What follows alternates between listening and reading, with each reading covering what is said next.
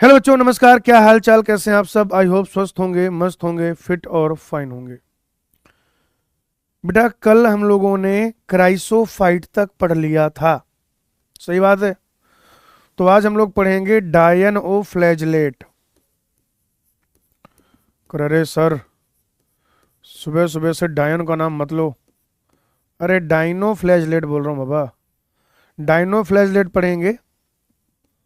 अवपंक कवक पढ़ेंगे। अवपंक कवक, या उससे पहले युगलीना पढ़ेंगे भाई, युगलीना। क्या पढ़ेंगे? युगलीना। फिर हम लोग पढ़ेंगे अवपंक कवक और प्रोटोजोआ। प्रोटोजोआ।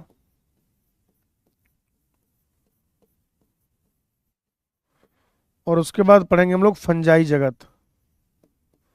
फंजाई आज शुरू कर देंगे मित्रों।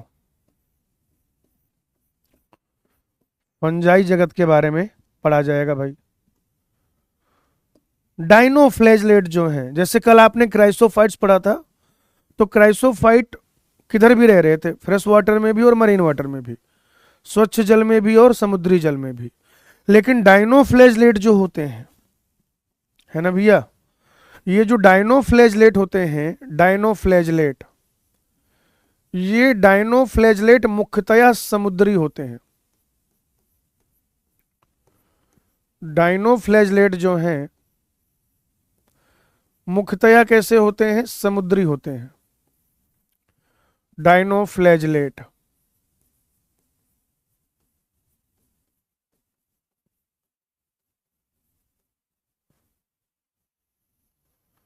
डाइनोफ्लैजलेट मुख्यतया समुद्री और प्रकाश संश्लेषी। कैसे हैं भाई जी ये? तो ये हैं मुख्यतया समुद्री एवं प्रकाश संश्लेषी। मुख्यतया समुद्री एवं प्रकाश संश्लेषी।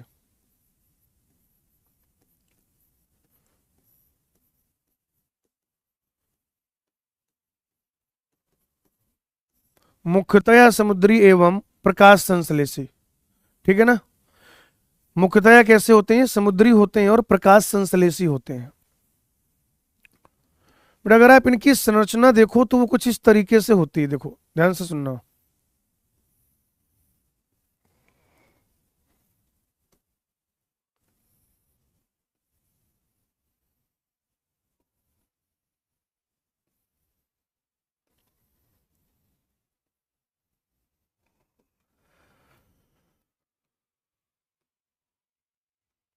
ये कुछ इस तरीके से आपको ये दिखाई देंगे। और इनमें क्या है? सेलुलोज की कड़ी प्लेट जो है आउटर सतह पर आप देखेंगे ऐसे, तो सेलुलोज की ऐसे कड़ी प्लेट जो है वो पाई जाती है सेल वॉल के रूप में। और ये जो खांच आप देख रहे हैं, ये ऐसे यहां पर फ्लैजला पाया जाता है। इस तरीके से क्या पाया जाएगा? फ्लैजला पाया जाएगा। इनका नाम भी डायनोफ्लैजलेट इसलिए रखा गया क्योंकि उनमें क्या होते हैं? दो कसाब उपस्थित होते हैं। दो फ्लैजला उपस्थित होते हैं बेटा। उसमें से एक लंबवत होता है और दूसरा अनुप्रस्थ होता है। एक कैसा होता है? लंबवत। और दूसरा कैसा होता है? अनुप्रस्थ।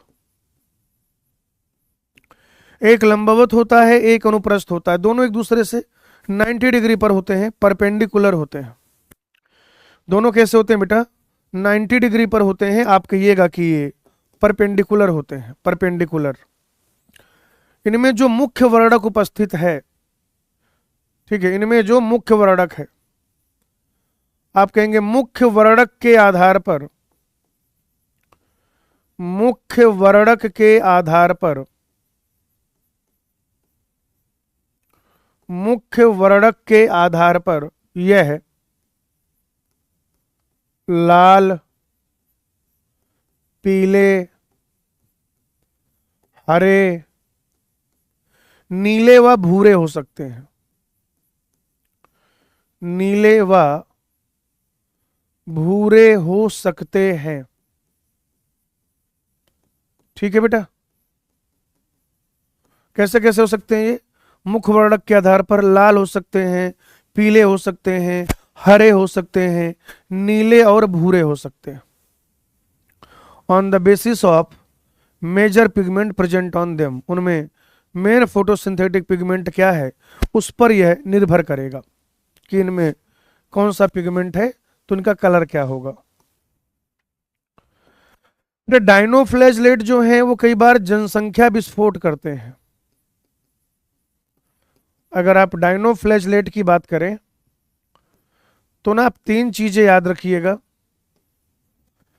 एक तो है कि ये जनसंख्या विस्फोट करते हैं, जनसंख्या विस्फोट, यानी कि ये भारी मात्रा में अपनी संख्या में वृद्धि करते हैं और उसकी वजह से तरंगे जो हैं वो लाल रंग की दिखाई देती हैं। लाल तरंग जो है वो उत्पन्न होती है, रेड टाइड कहेंगे आप। ठीक है जी, लाल तरंग उत्पन्न होती, लाल तरंग, लाल तरंग। कई बार ये क्या करते हैं, जैव प्रदीप्तता यानी कि बायोलुमिनेसेंस प्रदर्शित करते हैं। जैव प्रदीप्तता यानी कि, या जैव सुदीप्तता भी कह सकते हैं, है ना, जैव सुदीप्तता, जैव प्रदीप्तता, बायोलुमिनेसेंस, बायोलुमिनेसेंस प्रदर्शित करते हैं बेटा। और कभी कभी क्या होता है, ये कुछ विष स्रावित करते हैं, विष,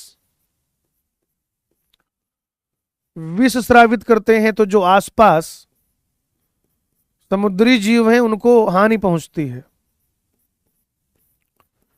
समुद्री जीवों जैसे कि मछली वगैरह को हानि पहुंचती है भाई। ठीक है, ये है इनका मामला। अब देखें इनमें आउटर सतह पर, अगर आप कोशिका भित्ति की बात करें इनके, अगर आप इनमें कोशिका भित्ति की बात करते हैं, सेल वॉल की बेटा, कोशिका भित्ति यानी कि जब आप सेल वॉल की बात कर रहे होते हैं तो आप कहते हैं कि बाहरी सतह पर, बाहरी सतह पर, जैसे आउटर सरफेस पे, बाहरी सतह पर सेलुलोज की कड़ी प्लेट पाई जाती है। सेलुलोज की कड़ी प्लेट पाई जाती है।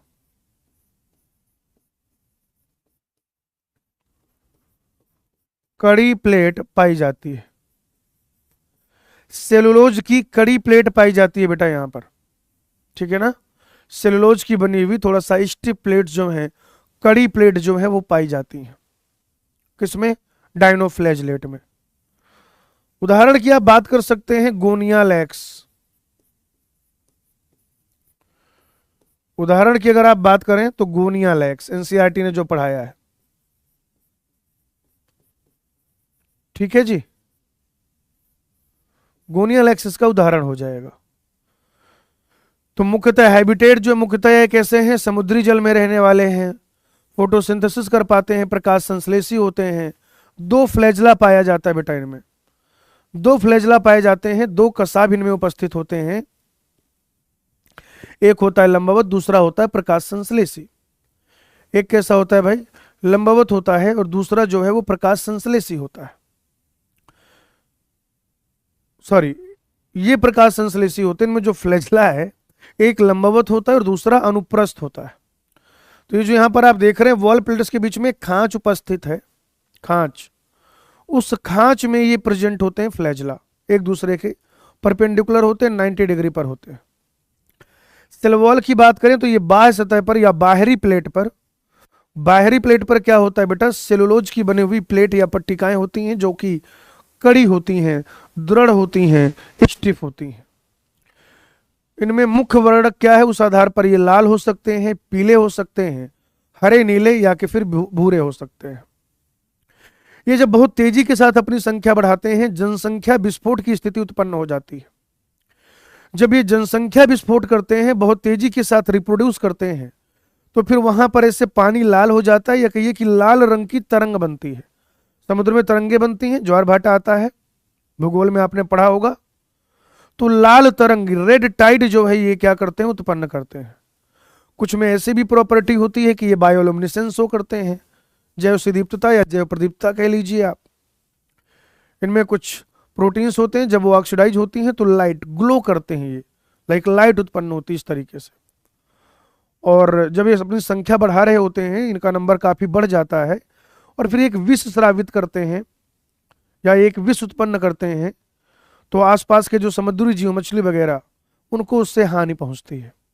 और अगर आप ऐसी मछलियों को आप खाते हैं तो आपको भी हानि पहुंचेगी। ऐसा नहीं कि आपको हानि नहीं पहुंचेगी, सबको हानि पहुंचती है भाई।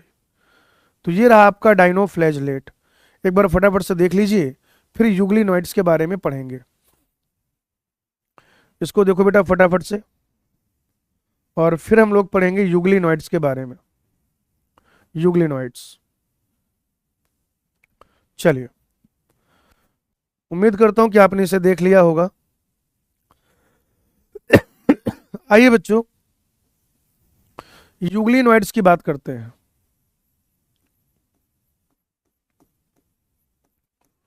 यूग्लिनॉइड्स,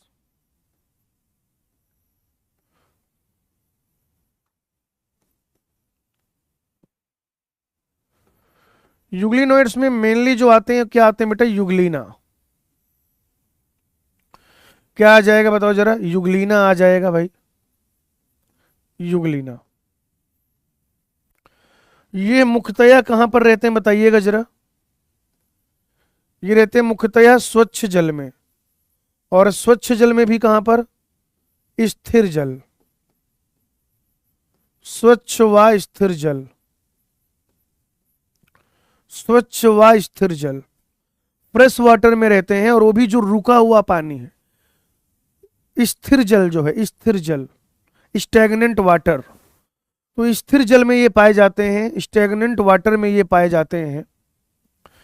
इनमें अगर आप देखें तो कोशिका भित्ति जो है वो अनुपस्थित होती है बेटा। कोशिका भित्ति क्या है, अनुपस्थित होती है इनमें, कोशिका भित्ति अनुपस्थित होती है। सबसे बाहर इनमें सेल मेम्ब्रेन भी नहीं पाया जाता।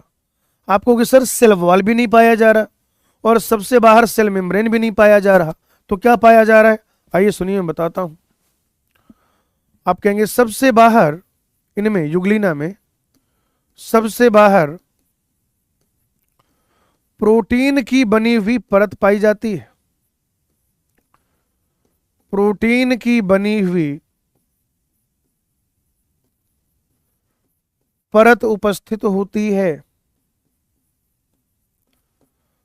परत उपस्थित होती है,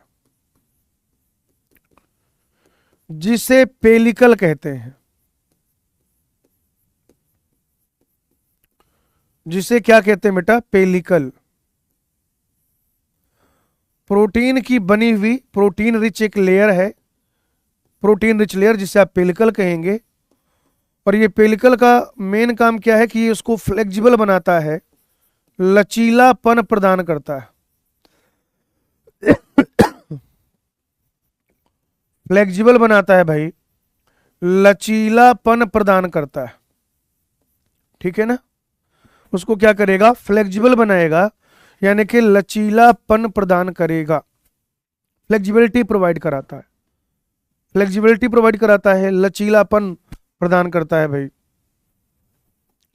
बच्चों अगर आप इसकी संरचना देखो, इसकी संरचना,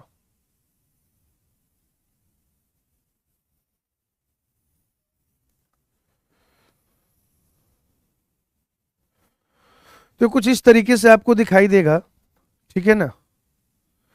ये तो सेल वॉल हो गई भाई, सेल वॉल।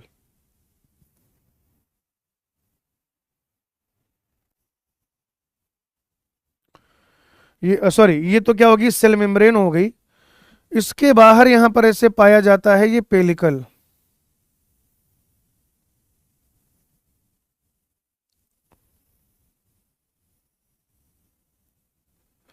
इसके बाहर जो है ये पेलिकल पाया जाता है। और यहां पर आप देखेंगे कि ऐसे दो फ्लैजला होते हैं भाई, एक ये फ्लैजला है जो बड़ा है, एक दूसरा फ्लैजला जो है छोटा है।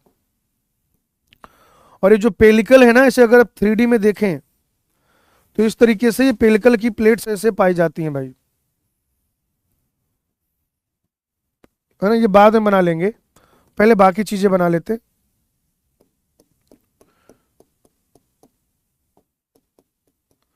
ये तो आपने साइटोप्लाज्म भर दिया इस तरीके से, मान लीजिए बहुत सारे कंपोनेंट होंगे, और आप भी देख रहे हो कि ये यूकैरियोटिक ऑर्गेनिज्म है। तो अगर ये यूकैरियोटिक ऑर्गेनिज्म है तो उसमें और भी बहुत सारी चीजें होंगी। जैसे बात नंबर 1, इसमें होगा केंद्रक। क्या होगा भाई? केंद्रक होगा। और यहां पर अगर आप देखें तो हरित लवक भी पाया जाता है। मैं दो ही चीजें दर्शा रहा हूं, केंद्रक और हरित लवक। केंद्रक पाया जा रहा है, हरित लवक पाया जा रहा है, और इस तरीके से ये पेलिकल की बनी हुई प्लेट्स होती हैं भाई। इस तरीके से बेटा ये पेलिकल की बनी हुई प्लेट्स होती हैं। ये कुछ ऐसे, ये कुछ ऐसे, इसमें क्या हो जाएगा, पेलिकल की बनी हुई प्लेट्स पाई जाएंगी। सेल वॉल नहीं पाया जाता, मैंने आपको पहले ही बता दिया है, सेल वॉल पाया नहीं जाता भाई इनमें। इनमें आउटर मोस्ट लेयर जो है, आउटर मोस्ट स्ट्रक्चर जो है वो प्रोटीन की बनी हुई एक लेयर है, प्रोटीन रिच एक लेयर है जिसे पेलिकल कहते हैं। और पेलिकल जो है इसको एक लचीलापन प्रदान करता है, लचीलापन, फ्लेक्सिबिलिटी देता है। इसमें भी भाई दो फ्लैजला पाए जा रहे हैं, अगर आप देखें दो फ्लैजला हैं भाई, दो फ्लैजला। इनमें एक फ्लैजला होता है छोटा और दूसरा होता है बड़ा, एक और एक दो। तो एक फ्लैजला कैसा है? छोटा है, आप देख पा रहे हैं। और जो दूसरा फ्लैजला है वो कैसा है? बड़ा है।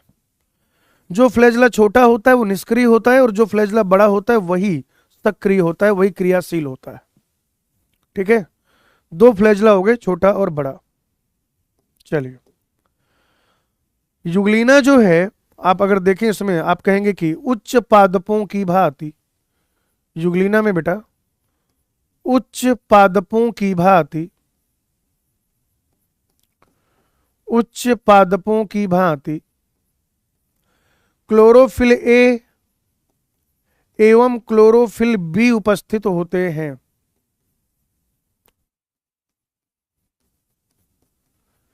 इन्होंने ऐसा लिखा हुआ है कि उच्च पादपों की भांति प्रकाश संश्लेषी वर्णक उपस्थित होते हैं। उच्च पादपों की भांति प्रकाश संश्लेषी वर्णक उपस्थित होते हैं। उच्च पादपों की भांति प्रकाश संश्लेषी वर्णक उपस्थित होते हैं। अब उच्च पादपों की भांति प्रकाश संश्लेषी वर्णक उपस्थित है, यानी मेनली वो किसकी बात कर रहा है? क्लोरोफिल ए की और क्लोरोफिल बी की। जब आप साइनोबैक्टीरिया पढ़ रहे थे, ब्लू ग्रीन एल्गी, नील हरित शैवाल, तो बच्चों नील हरित शैवाल के टाइम पर हमने ये देखा था कि नील हरित शैवाल में यानी कि ब्लू ग्रीन एल्गी में उच्च पादपों की भांति क्लोरोफिल ए उपस्थित था। उच्च पादपों की भांति क्या उपस्थित था? Chlorophyll A. जबकि जब आप यहां पर देखते हैं, इसमें इनमें जब आप देखते हैं तो कह रहा है कि उच्च पादपों की भांति प्रकाश संश्लेषी वर्णक, यानी जैसा कि हायर प्लांट में क्लोरोफिल ए होता है और हायर प्लांट में क्लोरोफिल बी होता है। ठीक है, युगलीना का क्या है? अगर आप देखें थोड़ा सा युगलीना, ये युगलीना जो है भाई, अगर सूर्य का प्रकाश उपस्थित है, ठीक है, युगलीना का क्या हिसाब किताब है वो देखो जरा। अगर सूर्य का प्रकाश उपस्थित है तो ये क्या करेगा? प्रकाश संश्लेषी करेगा, प्रकाश संश्लेषण करेगा। कैसा जीव हो जाएगा ये? प्रकाश संश्लेषी, यानी सूर्य के प्रकाश की उपस्थिति में यह प्रकाश संश्लेषण करता है, स्वपोषी होता है भाई। ये कैसा होता है? स्वपोषी। In the presence of sunlight it perform photosynthesis and behaves as autotrophic organism, behaves as autotroph.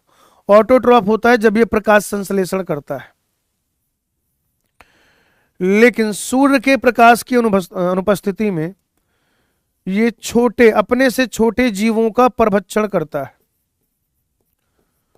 अपने से छोटे जीवों का परभक्षण करता है। अपने से छोटे जीवों का क्या करता है? परभक्षण। यानी कि ये कैसा हो गया? परपोषी हो गया भाई, परपोषी। अपने से छोटे जीवों का परभक्षण करता है, ये परपोषी होता है। यानी अगर सूर्य का प्रकाश उपस्थित है तो ये स्वपोषी है, और सूर्य का प्रकाश अनुपस्थित है तो ये परपोषी है। यानी अगर आप देखें इसमें दोनों कैरेक्टरिस्टिक पाए जा रहे हैं भाई जी। तो युगलीना जो होता है वो फिर मिक्जोट्रॉफ हो जाता है, क्योंकि वही एक ऑर्गेनिज्म है जो स्वपोषी भी है, और वही अगर सूर्य का प्रकाश ना मिले तो परपोषी भी है। यानी मिक्जोट्रॉफिक मोड ऑफ न्यूट्रिशन पाया जा रहा है भैया। क्या पाया जा रहा है? मिक्जोट्रॉफिक मोड ऑफ न्यूट्रिशन। आप देखिए इसमें सेल वॉल नहीं पाया जाता। युगलीना जो है, युगलीना में बेटा सेल वॉल नहीं पाया जाता। तो ये कैसा हो गया? जंतुओं के जैसा लक्षण हो गया। युगलीना में सेल वॉल नहीं पाया जाता, तो ये कैसा लक्षण हो गया बताइएगा जरा मुझे? यह हो गया जंतुओं के जैसा लक्षण। लेकिन सूर्य के प्रकाश की उपस्थिति में यह प्रकाश संश्लेषण करता है। सूर्य के प्रकाश की उपस्थिति में यह क्या करता है? प्रकाश संश्लेषण। यह प्रकाश संश्लेषी है। तो यह कैसा लक्षण हो गया? यह पादपों के जैसा, वनस्पतियों के जैसा लक्षण हो गया। प्लांट लाइक फीचर हो गया बेटा, प्लांट लाइक फीचर। तो आप कहेंगे कि युगलीना पादपों व जंतुओं के मध्य की कड़ी होती है। युगलीना पादपों व जंतुओं के मध्य की संयोजी कड़ी, कनेक्टिंग लिंक। युगलीना पादपों व जंतुओं के मध्य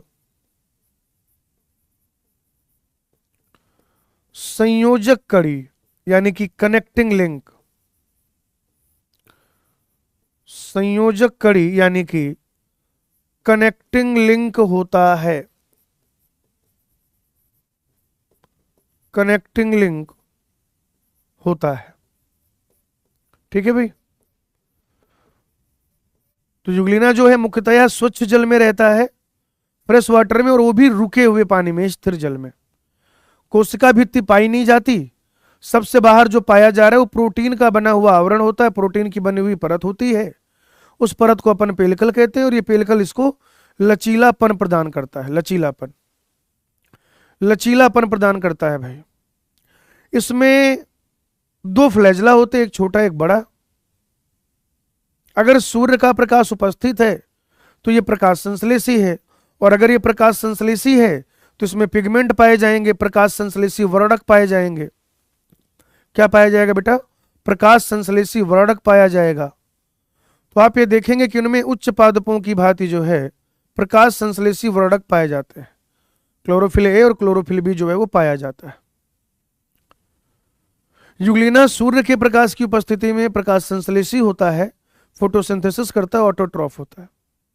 लेकिन सूर्य के प्रकाश की अनुपस्थिति में, सूर्य के प्रकाश की अनुपस्थिति में यह अपने से छोटे जीवों को खाता है, उनका परभक्षण करता है, प्रिडेशन करता है, उन पर परपोषी हो जाता है। तो वही एक जीव स्वपोषी भी है और वही एक जीव परपोषी भी है। यानी दोनों तरीके के मोड ऑफ न्यूट्रिशन पाए जाते हैं युगलीना में। तो आप कहेंगे युगलीना कैसा है? उसमें मिक्जोट्रॉफिक मोड ऑफ न्यूट्रिशन पाया जाता है। युगलीना में मिक्जोट्रॉफिक मोड ऑफ न्यूट्रिशन पाया जाता है। मिक्जोट्रॉफिक ये जो है ना बेटा, इसमें अगर आप देखो तो ये क्या कर रहे होते हैं कि अगर आप इनमें देखो सेल वॉल नहीं है बेटा। सेल वॉल नहीं है यानी कि ये एनिमल के जैसा लक्षण हो गया, और सूर्य के प्रकाश की उपस्थिति में फोटोसिंथेसिस करता है, तो ये प्लांट के जैसा हो गया। यानी कुछ कुछ एनिमल और प्लांट के बीच का मामला है। एनिमल और प्लांट के बीच में ये क्या है? कनेक्टिंग लिंक है भाई जी। ठीक है ना? उनके बीच में क्या है? ये एक संयोजक कड़ी है, या आप कह सकते हैं कनेक्टिंग लिंक। 10 सेकंड का समय, फटाफट से देखिए, फिर पढ़ेंगे अवपंक कवक।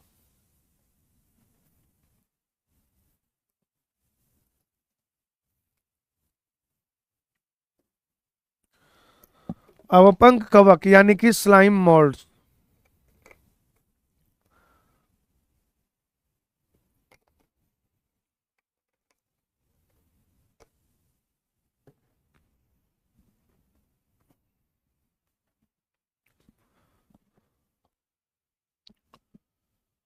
अवपंक कवक यानी कि स्लाइम मोल्ड्स, ये देख लिया बेटा।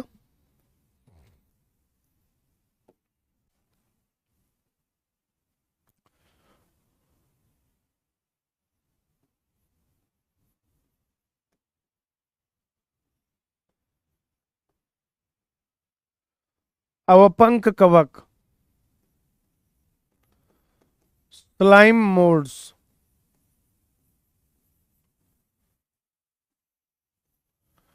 स्लाइमी का तो मतलब ही होता है थोड़ा सा चिपचिपा टाइप का।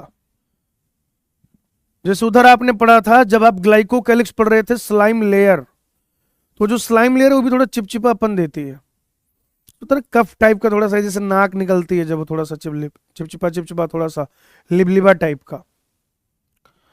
तो कई बार आपने देखा होगा जैसे आप चल रहे हो, बहुत सारी सूखी पत्तियां, सड़ी पत्तियां पड़ी हुई हैं, है ना, गाँव में से होता है, सूखी पत्तियां वत्तियां पड़ी हुई हैं, या फिर भूसा पड़ा हुआ है, आपका पैर ऐसे अचानक से पड़ता है कहीं पे, और आपको लगता है कि यहाँ पे कुछ ऐसा पड़ा हुआ था जिससे आप फिसल सकते थे।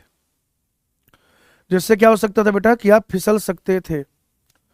तो क्या होता है, वो बेसिकली अवपंक कवक होता है, स्लाइम मोल्ड होता है। स्लाइम मोल्ड को कहा जाता है मृतपोषी प्रोटिस्ट।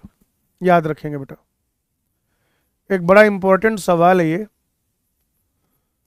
कि कौन से प्रोटिस्ट को कहा जाता है मृतपोषी प्रोटिस्ट। तो इसको कहा जाता है भाई, इसको, ये जो अवपंक कवक है इसको मृतपोषी प्रोटिस्ट कहा जाता है, सेप्रोफिटिक प्रोटिस्ट।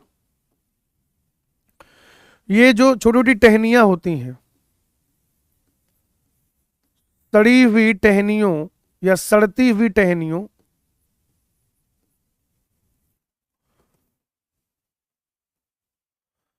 सड़ती हुई टहनियों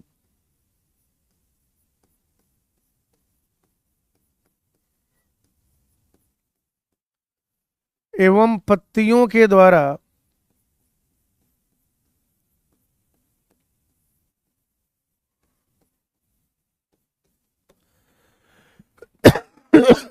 बेटा स्टेम की छोटी छोटी ब्रांचेज होती हैं, ठीक है ना, स्टेम की छोटी छोटी शाखाएं होती हैं, टहनी जिन्हें कह दिया जाएगा। तो ये सड़ी हुई या सड़ती हुई टहनियों और पत्तियों के द्वारा गति करता है, मूवमेंट करता है, इधर से उधर जाता है, गति करते हुए, गति करते हुए जैविक पदार्थ का भक्षण करता है, जैविक पदार्थ का भक्षण करता है। ठीक है बेटा, सड़ी हुई टहनियां हैं, सड़ी हुई पत्तियां हैं, ठीक है, उन्हीं में प्रेजेंट है, इधर से उधर वो जा रही हैं, ये भी जा रहा है, उनको खा ले रहा है। तो इस तरीके से इसका जीवन चल रहा होता है ना, इस तरीके से बेटा इसका जीवन चल रहा होता है। कई बार ये क्या करता है, अगर आप देखें, ये इस तरीके से कुछ ऐसे अगर आप देखें तो ये इस तरीके से जो है ना, अ, जब ये इसका अनुकूल परिस्थितियां होती हैं, जब क्या होती हैं बेटा, अनुकूल परिस्थितियां, तो उन अनुकूल परिस्थितियों में जो है, उन अनुकूल परिस्थितियों में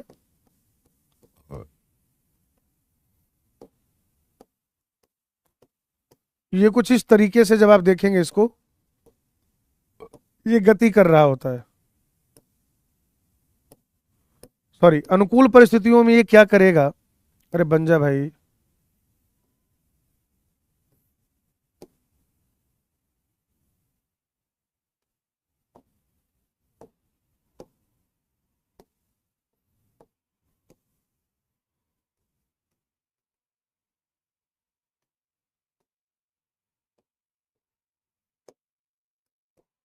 ठीक है भाई, ये इस तरीके से स्लाइम मोल्ड है,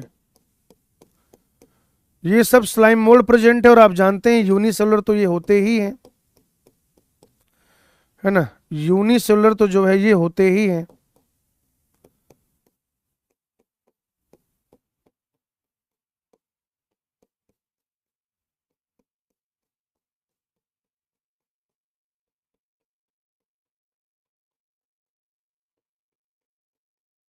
ये ऐसे यूनिसेलुलर तो बेटा ये है ही सही, ठीक है ना।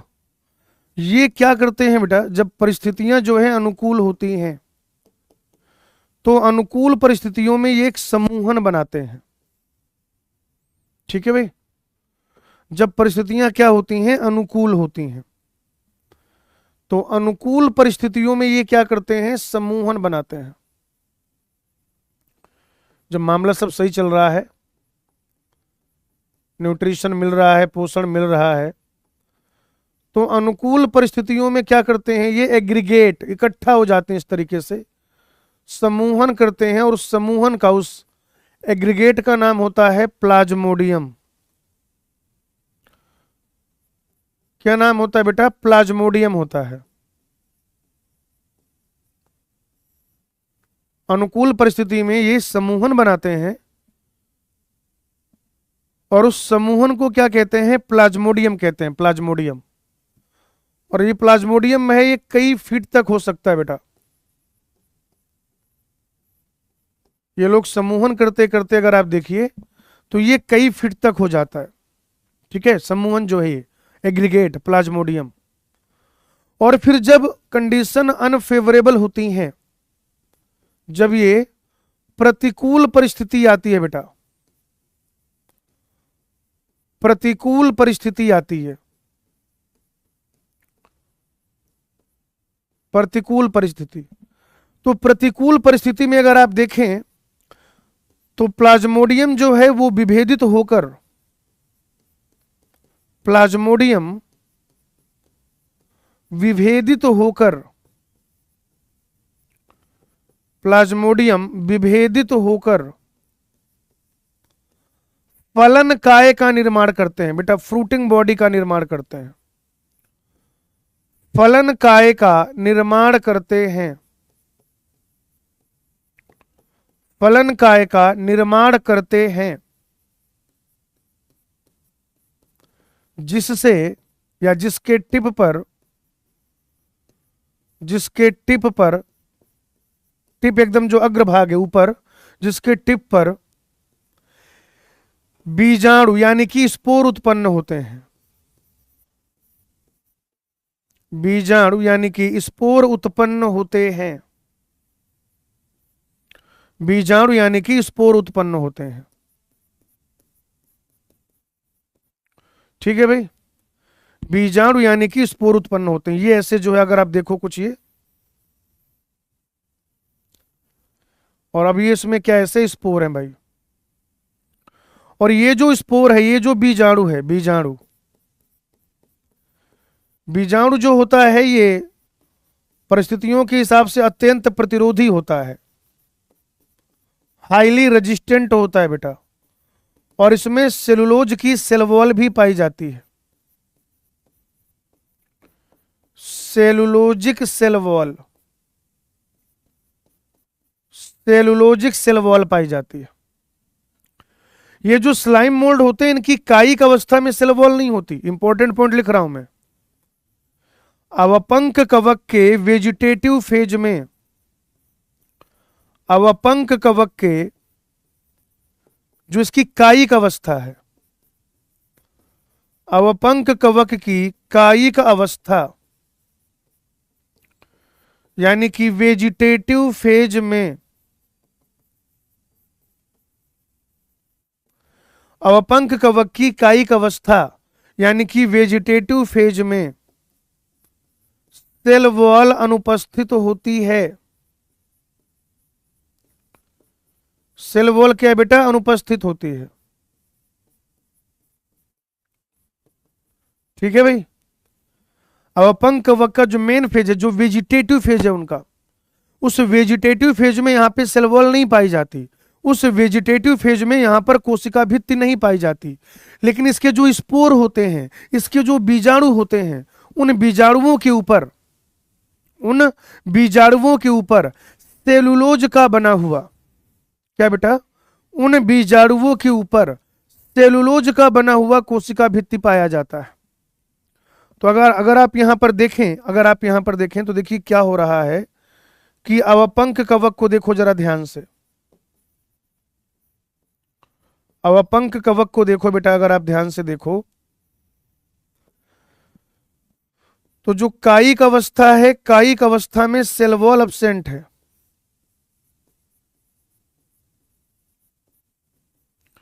कायिक अवस्था में क्या है बेटा, सेल वॉल एब्सेंट है। तो ये बेटा जंतु जैसा गुण है, एनिमल लाइक फीचर है बेटा, ठीक है ना। कायिक अवस्था में अगर आप देखें तो सेल वॉल नहीं पाया जा रहा, ये जंतु जैसा गुण है, जंतुओं के जैसा। लेकिन बीजाणु में सेल वॉल प्रेजेंट है, और वो भी सेलुलोज का। तो ये पादप जैसा गुण है, पादप जैसा लक्षण है, पादप जैसा गुण है बेटा, ये पादप जैसा लक्षण है। और ये फलन काय का निर्माण करता है, फ्रूटिंग बॉडी का निर्माण करता है भाई, ये फलन काय का निर्माण करता है बच्चों, फ्रूटिंग बॉडी फॉर्मेशन होता है इसमें। तो ये कैसा है, फंजाई जैसा गुण हो गया, या फंजाई जैसा लक्षण हो गया, फंजाई जैसा गुण या फंजाई जैसा लक्षण। तो आप कहेंगे अवपंक कवक एक ऐसा जीव है, अवपंक कवक एक ऐसा जीव है जिसमें जंतुओं के जैसा भी गुण है, पादपों के जैसा भी गुण है, और फंजाई के जैसा भी गुण है। तो ये एक अकेला जीव है जो अगर देखें आप कि तीनों अलग अलग किंगडम से रिलेटेड है। और ठीक इसी प्रकार ये जो किंगडम है प्रोटिस्टा, किंगडम प्रोटिस्टा का संबंध फंजाई से भी है, किंगडम प्रोटिस्टा का संबंध प्लांटी से भी है, किंगडम प्रोटिस्टा का संबंध एनिमल से भी है। तो अगर कभी यह पूछा जाए कि वह कौन सा किंगडम है, वह कौन सा जगत है जो फंजाई जगत, पादप जगत एवं जंतु जगत से संबंधित है, जुड़ाव है उसका, लिंक्ड है जो, तो आप क्या आंसर करेंगे, प्रोटिस्टा जगत। प्रोटिस्टा जगत, प्रोटिस्टा में हम पढ़ रहे थे अवपंक कवक यानी कि स्लाइम मोल्ड, जिसे मृतपोषी प्रोटिस्ट भी कहा जाता है। जिसे क्या कहते हैं बेटा, सेप्रोफिटिक प्रोटिस्ट, मृतपोषी प्रोटिस्ट। ये सड़े गले पदार्थ पे अपना जीवन यापन करता है। तो जो सड़ती हुई पत्तियां हैं या जो सड़ती हुई टहनियां हैं, इधर से उधर वो जा रही हैं, ये भी जा रहा है, और वहीं से अपना न्यूट्रिशन ले रहा है भाई, ये वहीं से क्या कर रहा है बेटा, न्यूट्रिशन ले रहा है। और इनमें सेल वॉल पाया नहीं जाता। नॉर्मली अगर आप देखें अवपंक कवक का जो वेजिटेटिव फेज होता है, अवपंक कवक का जो वेजिटेटिव फेज होता है, अवपंक कवक का जो वेजिटेटिव फेज होता है,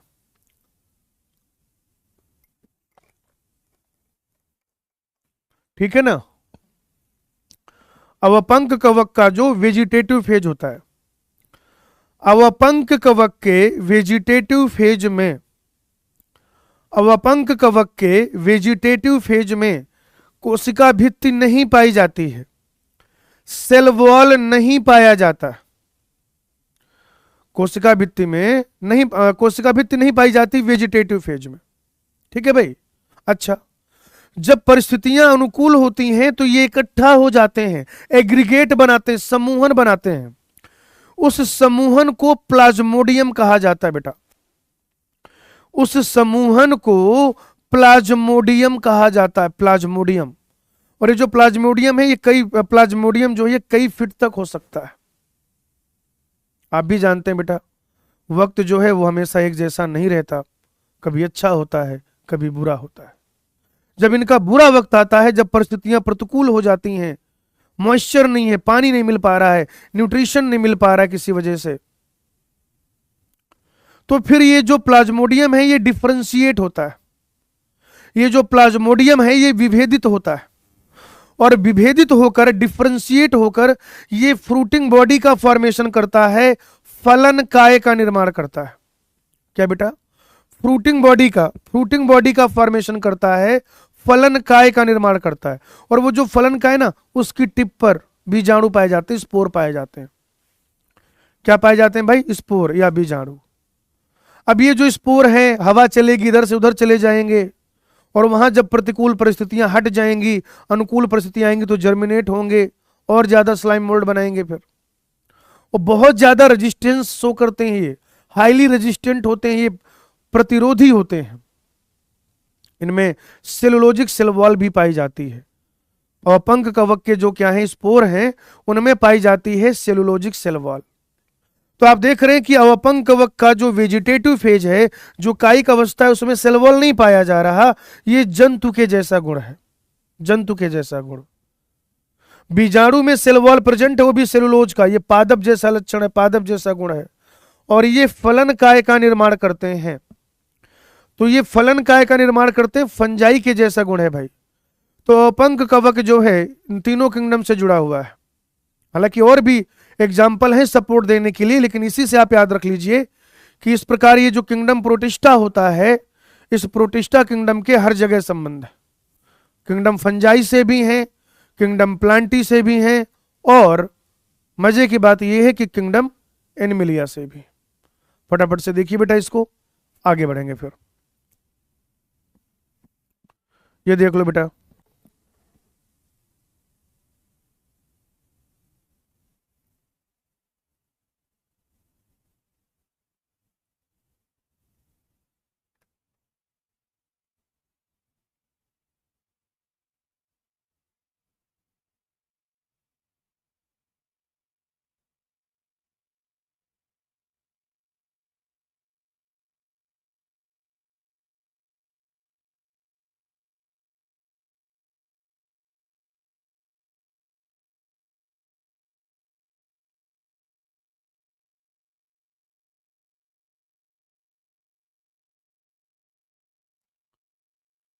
अभी देख लिया सबने? कोई तकलीफ किसी को है? क्या आप में से किसी को कोई तकलीफ है? अगर है तो बेटा नहीं होनी चाहिए, है भी अगर तो होनी नहीं चाहिए। आज बेटा अब पढ़ते हैं हम लोग किसके बारे में? प्रोटोजोआ के बारे में।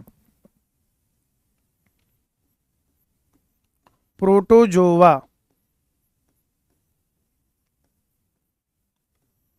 Protozoa, protozoa.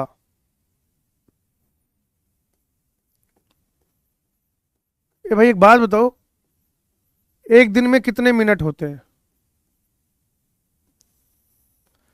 एक दिन में कितने मिनट होते हैं बताओ जरा। चलो आओ कैलकुलेट करते हैं। देखो तुम्हें एक बढ़िया मजेदार बात बताता हूं मैं। तुम कहोगे सर कहाँ से लाते हो ऐसी बात? अरे भैया बहुत ज्ञान है, यही तो तुम समझ नहीं रहे हो।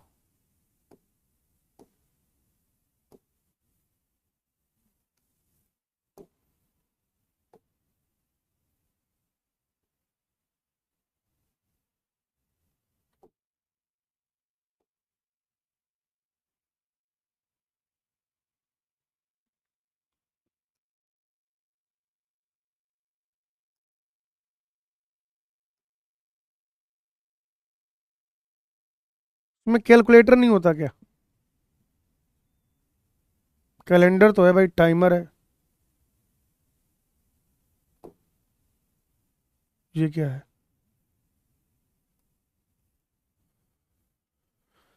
ठीक है, अरे सीधे सीधे समझो, 24 घंटे होते हैं, और इसको आप 60 से मल्टीप्लाई कर दो।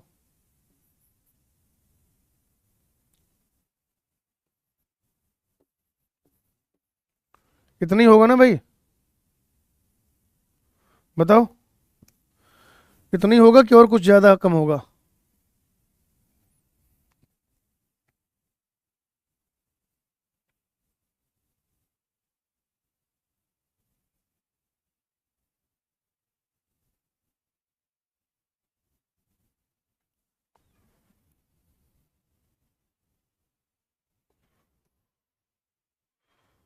6 × 4 2, 6 दूनी 12, 12 2 14, 1440। भाई साहब एक दिन में ना 1440 मिनट होते हैं। अब मैं तुम्हें एक मजेदार बात बताता हूं। एक दिन में 1440 मिनट है। मान लो तुम क्लास भी नहीं करते हो, सोच के देखना 1 मिनट, तुम क्लास नहीं करते हो और ऐसे यहां से शुरू किया जाए 1 2 3 4 5 6 7 8 9 10 11 12 13 14 15 16 17 18 19 20 21 22 23 24 25 26 27 28 29 30, 30 का महीना मान के चलते, कभी कभी तो 31 का भी होता है। मान लो तुम क्लास क्लास कुछ नहीं कर रहे हो, या अगर कर भी रहे हो वो अलग बात है। पहले दिन मान लो तुमने 1 मिनट पढ़ा, ध्यान से सुनना, पहले दिन तुमने पढ़ा 1 मिनट, अब इसको डबल कर दो तो अगले दिन 2 मिनट, इसको डबल कर दो 4 minute, 8 minute, 16 minute, 32 minute, 64 minute, 128 minute, 256 minute, 512 minute, 1024 minute, 2000। लो खत्म। 2 हफ्ता भी नहीं हो पाया। समझ रहे भाई साहब आप मैं क्या कह रहा हूं आपसे? कि अगर मान लीजिए आप पहले दिन 1 मिनट पढ़ते हैं और आप ये सोचें कि आपको अगले दिन सिर्फ डबल मिनट पढ़ना है, तो आप 2 हफ्ते भी नहीं पढ़ पाएंगे। अब इसको आप ऐसे समझो कि अगर आप पर डे अपना जो भी आप काम करते हैं उसको आप 1% भी बढ़ाते चले गए, 1% आपकी जो मेहनत है, इसको आप चाहे जैसे समझिए, उस 1% को चाहे तो आप स्टडी आवर्स के हिसाब से समझ लें, चाहे तो आप उसे स्टडी आवर्स के हिसाब से समझ लें, चाहे आप नंबर ऑफ क्वेश्चंस के हिसाब से समझ लें कि भाई अपन 50 क्वेश्चन लगाते हैं एक दिन में फिजिक्स के या किसी भी सब्जेक्ट के, ठीक है ना, जब भी क्योंकि न्यूमेरिकल की बात आती है अपना पहला दिमाग फिजिक्स पे ही जाता है। तो मान लो 50 सवाल लगा रहे थे, बस इतनी कोशिश कर लो, मैं तो कह रहा हूं तुम एक दिन में पूरे 50 सवाल लगा रहे हो, तुम्हें क्या करना है ना, 1% ले लो इसका, यानी सीधे सीधे समझो 1 सवाल बढ़ा लो, क्योंकि 10% तो इसका 5 सवाल होगा, 1%। तो स्टार्टिंग में बहुत कम लगेगा क्योंकि यहाँ पे 0.5 आएगा, ऐसे ऐसे ऐसे ऐसे ऐसे। लेकिन अगर आप प्रतिदिन 0.1% भी अपनी पहले वाली मेहनत का बढ़ाते जाएंगे तो एक दिन ऐसा आएगा कि आपका पूरा दिन पढ़ाई लिखाई में ही व्यतीत तो होगा। आपके पास ना किसी का बर्थडे मनाने का टाइम होगा, ना किसी की शादी में जाने का टाइम होगा, ना फालतू की नेतागिरी करने का टाइम होगा, ना अगर कभी लाइव क्लास हुई तो स्पैम करने का टाइम होगा, ना ही कभी आपको बिना मतलब के रील, बिना मतलब के जो सिट मोटिवेशन है उसको देखने का टाइम होगा। क्योंकि मैं देख रहा हूं कुछ लोग क्या करते हैं भाई, वो पहले बनाते हैं स्ट्रेटजी, फिर बनाते हैं बाप ऑफ स्ट्रेटजी, फिर आप बनाते हैं ओजी स्ट्रेटजी। क्या है रे ये? तुम 2 महीने पहले एक वीडियो बना रहे हो स्ट्रेटजी टू क्रैक नीट, सारी स्ट्रेटजीज का बाप, टाइम टेबल का बाप। अरे यार, अच्छा अब आप कहोगे कि सर फिर इसमें प्रॉब्लम ये है क्योंकि इनको देखने वाले लोग हैं, इनको देखने वाले लोग हैं, ठीक है ना। अब इनको देखने वाले लोग व्यूज आ रहे हैं तो भाई लोग ही बना रहे हैं, मार्केट में बिकेगा तो बिकेगा, फिर बेचना पड़ेगा। आपको लगता है क्या कि जो बच्चा AIR 1 वाला है, और 1 छोड़ो, मैं तो कह रहा हूं जो टॉप 1000 के अंदर बच्चा आ रहा है, तुम्हें लग रहा है वो ऐसे 10 लोगों को फॉलो कर रहा होगा? नहीं, क्योंकि अगर वो 10 लोगों को फॉलो कर रहा होता तो उसकी रैंक हो जाती 10,000। वो जहां पे भी पढ़ता है, आजकल तो आप जानते हैं जब से PW आया ऑनलाइन से भी रैंक आ रही है, या वो ऑफलाइन पढ़ रहा है, और यार सब मोर और लेस सारे अच्छे होते। हमारा तो उद्देश्य कहने का मतलब ये है कि वो चाहे ऑनलाइन पढ़ रहा हो चाहे ऑफलाइन पढ़ रहा हो, लेकिन अगर वो ऑनलाइन पढ़ रहा है तो उसके बैच में जो भी उसको सिखाया जा रहा है उसको फॉलो कर रहा है, जो भी रिस्पेक्टिव टीचर उसको जो है बता रहे हैं उसको वो फॉलो कर रहा है, और अपना सेलेक्ट हो जा रहा है। ऑफलाइन में पढ़ रहा है तब भी यही काम कर रहा है। कभी कभी हो जाता है कि कोई एक या दो टीचर ज्यादा फेवरेट हो जाते हैं, उनसे ज्यादा ट्यूनिंग सेट रहती है तो उनकी बात मान लेता है, लेकिन उसके बैच के जो टीचर है, क्योंकि बैच के टीचर को पता ये मालूम रहता है कि स्पीड क्या रखनी है, कैसे क्या करना है।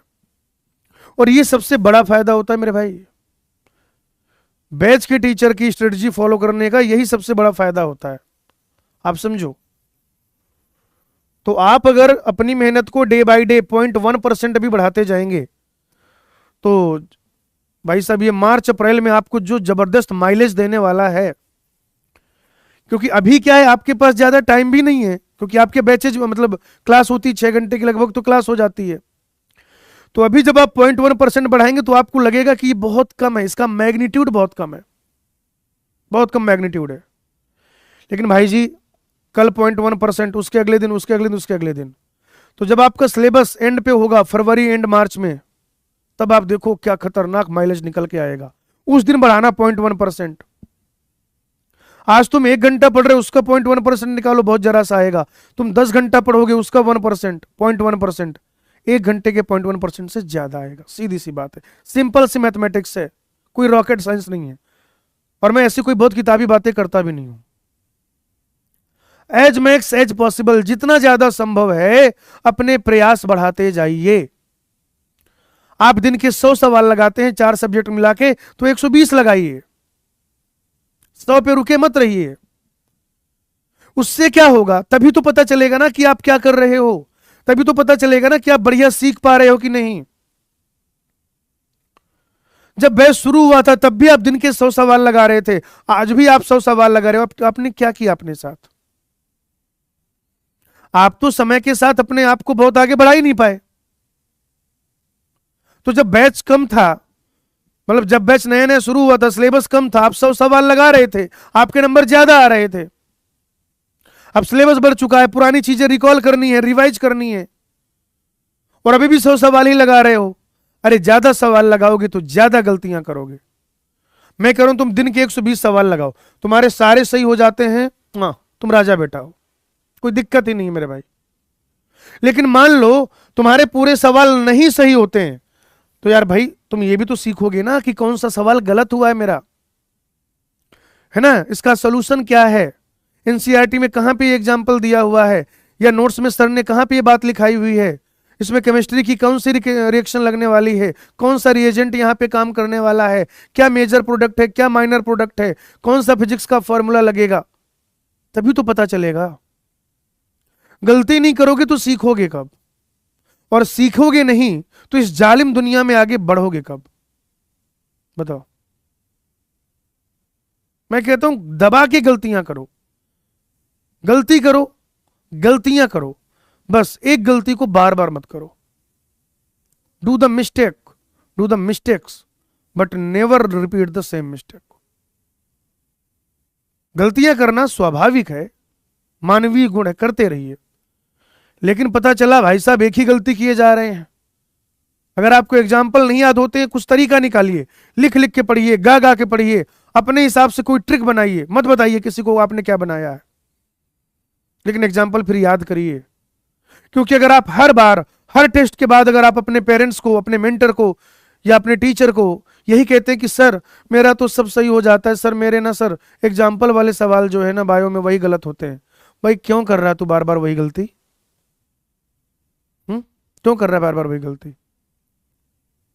सर हम सारे सवाल कर लेते हैं सर, लेकिन सर केमिस्ट्री में सर वो जो 3-4 स्टेप वाली रिएक्शन आती है ना सर, कि हमने यहाँ पे कुछ तो एक्स लिया, उससे ए बना, और ए का हमने रिडक्शन कराया, तो मान लो PCl5 बन गया फॉर एग्जाम्पल, तो ये एक्स क्या होगा सर? जब वो मल्टीपल कन्वर्जन आते हैं ना सर, हम वो नहीं कर पाते। अरे क्यों नहीं कर पा रहे भाई?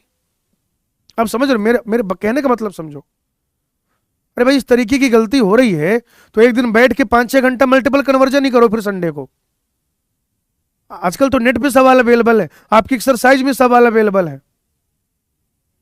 और अगर मल्टीपल कन्वर्जन तुम्हें करना नहीं आता, अपने सर को बोलो कि सर आप हमें ना मल्टीपल कन्वर्जन के सवाल दो, सर आपको देंगे। सर तो क्लास में भी कराते हैं। तुम उससे क्या करते हो, तुम कितना सीखते हो, ये तुम पे निर्भर करता है। आओ प्रोटोजोआ पढ़ते हैं। एक लंबी सांस लो, सब लोग भाई एक लंबी सांस लो, आ जाओ, प्रोटोजोआ के बारे में पढ़ेंगे। प्रोटोजोआ जो होता है बेटा, प्रोटोजोआ, एक तो इनमें कोशिका भित्ति नहीं होती है, कोशिका भित्ति जो है नहीं होती है। पूरे प्रोटोजोआ में, ठीक है ना भाई, पूरे प्रोटोजोआ में अगर आप देखेंगे तो कोशिका भित्ति जो है वो अनुपस्थित है। और कैसे होते हैं ये बताओ जरा बेटा। ये होते हैं परपोषी, ठीक है, मुख्यतया जो है ये क्या होते हैं, परपोषी। परपोषी में ये परभक्षी यानी कि प्रेडेटर भी हो सकते हैं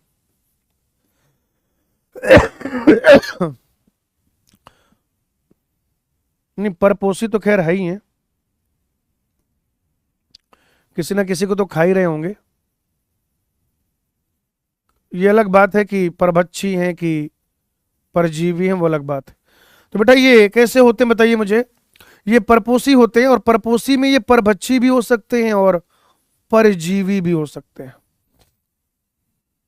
ठीक है भाई, क्या हो सकते हैं, परभक्षी भी हो सकते हैं और ये परजीवी भी हो सकते हैं बेटा। परजीवी कहा जाता है कि ये प्राणियों के पुरातन संबंधी हैं, प्राणियों यानी कि जंतुओं के पुरातन संबंधी, पुरातन संबंधी। They are believed to be primitive relatives of animals. English के एनसीईआरटी में लिखा हुआ है they are believed to be primitive relatives of animals. Animals जो हैं, जंतु जो हैं, प्राणी जो हैं, प्राणी जानवर, ये उन जानवरों के क्या है, पुरातन संबंधी है मित्रों। प्रोटोजोआ जो है उसका जो क्राइटेरिया है वर्गीकरण का, मेन क्राइटेरिया है कि उनमें गमन अंग क्या पाया जा रहा है।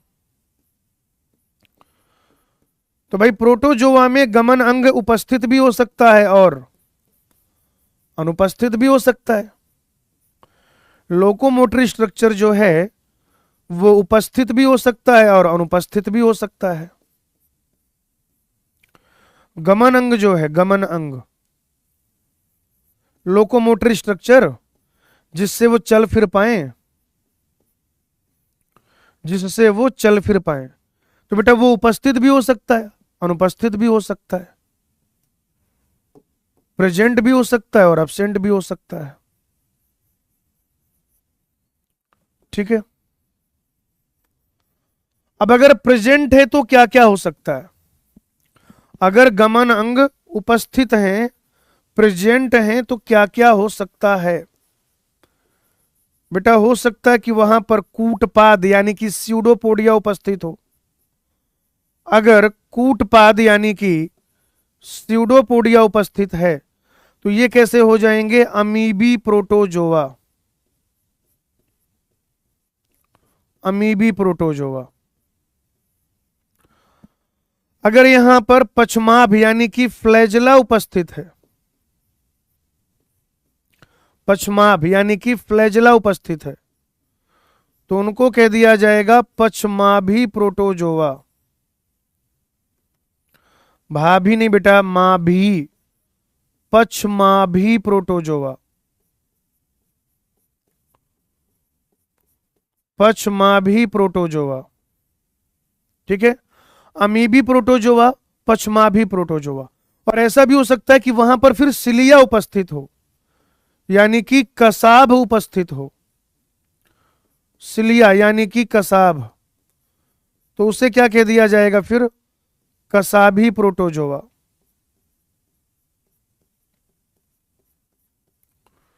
कसाभी प्रोटोजोआ।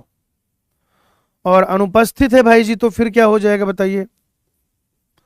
अगर ये अब्सेंट है, अगर क्या है, अब्सेंट है गमन अंग, लोकोमोटरी स्ट्रक्चर पाया ही नहीं जा रहा है, अगर बेटा लोकोमोटरी स्ट्रक्चर पाया ही नहीं जा रहा है, तो वो फिर हो जाएंगे स्पोरोजोआ। स्पोरोजोआ, ये देखो भाई आप, यहां पर मैंने जो है आपको क्या क्या बता दिया है। वर्गीकरण का जो है तरीका बता दिया है भाई।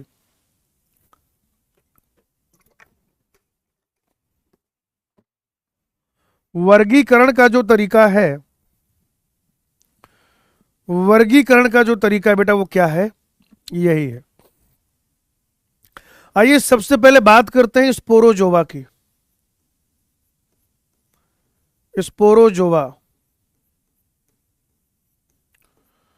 बच्चों स्पोरोजोवा जो होते हैं वो अविकल्पी परजीवी होते हैं। अविकल्पी परजीवी, ऑब्लिगेट पैरासाइट है वो, कोई विकल्प नहीं है परजीवी होने के अलावा उनके पास। स्पोरोजोवा जो होते हैं उनके पास और कोई विकल्प नहीं है परजीवी होने के अलावा, तो ये अविकल्पी परजीवी होते हैं। और इनके जीवन चक्र में आप देखेंगे कि बीजाणु जैसी अवस्था होती है। इनके जीवन चक्र में क्या है, बीजाणु यानी कि स्पोर जैसी अवस्था है।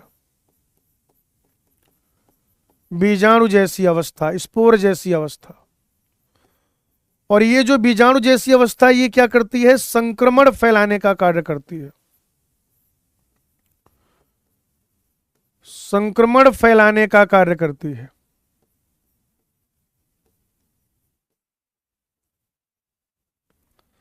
ठीक है ना, संक्रमण फैलाने का कार्य।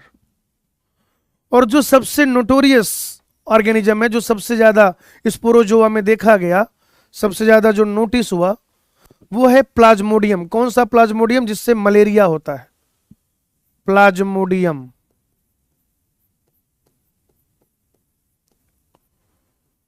कौन सा प्लाज्मोडियम, मलेरिया परजीवी।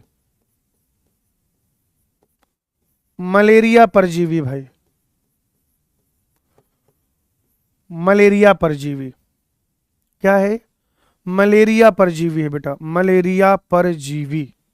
स्पोरोजोवा की बात करी हमने। बच्चों स्पोरोजोवा के बाद हम लोग बात करने जा रहे हैं अमीबी प्रोटोजोवा। अमीबी प्रोटोजोवा,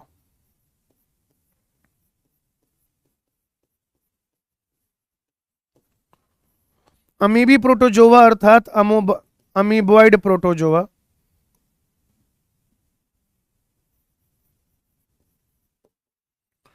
अमीबॉइड प्रोटोजोआ,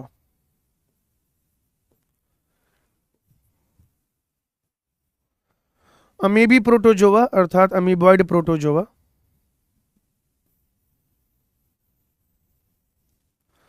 आप कैसे भी बना सकते हो अमीबा भाई जी। अमीबा के साथ सबसे बड़ी, उसका कोई डेफिनेट शेप ही नहीं होता। उसे जिधर दिखा शिकार है उधर वो क्या करता है, थोड़ा सा इस तरीके से साइटोप्लाज्म, कुछ साइटोप्लाज्म अंदर आएगा तो इधर ऐसे क्या मिल जाएगा। ये जो आप देख रहे हैं इसको कहा जाता है कूटपाद या स्यूडोपोडिया। स्यूडोपोडिया कहते हैं इंग्लिश में। इससे ये दो काम करता है, एक तो शिकार को पकड़ता है, शिकार को पकड़ता है बेटा ये, और साथ ही साथ यही इसका गमन अंग है। चलने का कार्यक्रम भी इसी से होता है, इसी से होता है बेटा। ये स्वच्छ जल में पाया जा सकता है, ये समुद्री जल में पाया जा सकता है, समुद्री जल। साथ ही साथ ये जो नम मिट्टी है, मॉइस्ट सॉइल, जहां पर मिट्टी में थोड़ा नमी होती है, जहां पर क्या होता है बेटा, मिट्टी में थोड़ा नमी होती है, ये वहां पर भी पाए जाते हैं जहां पे मिट्टी नम होती है। इसके जो समुद्री प्रकार हैं, समुद्री प्रकार, समुद्री प्रकार, ठीक है ना, समुद्री प्रकार, उनमें बाहर क्या पाया जाता है, सिलिका सेल पाया जाता है। बाहर सिलिका प्लेट या सिलिका सेल जो है पाया जाता है। और एंटमीबा जो है वो परजीवी है। एंटमीबा हिस्टोलिटिका आप जानते हैं ना, अमीबिक डिसेंट्री कॉज करता है। तो एंटमीबा कैसा है, परजीवी है, अमीबिक डिसेंट्री कॉज करता है बेटा वो। क्या कॉज करता है? Amoebic dysentery. पहले आपने देखा कि प्रोटोजोआ क्या है, उनका वर्गीकरण किस आधार पर किया गया है। फिर स्पोरोजोआ के बारे में पढ़ा और आपने पढ़ा अमीबी प्रोटोजोआ के बारे में। किसके बारे में बेटा? अमीबी प्रोटोजोआ के बारे में। यहां तक फटाफट से देखिए, फिर आगे बढ़ेंगे।